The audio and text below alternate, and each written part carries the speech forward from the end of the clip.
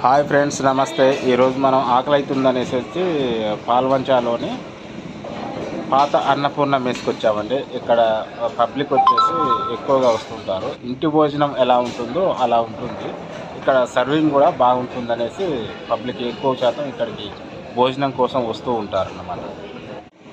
మీరు ఎప్పుడైనా పాల్వంచ వస్తే మాత్రం ఈ మన అన్నపూర్ణ మెస్సును మాత్రం మిస్ కాకుండా మనకి అన్ని రకాల కర్రీస్ కానీ veg and non veg available ఉంటాయి. టూరిస్టులు కూడా మనకి ఇక్కడ వచ్చేసి మీల్స్ చేస్తూ ఉంటారన్నమాట.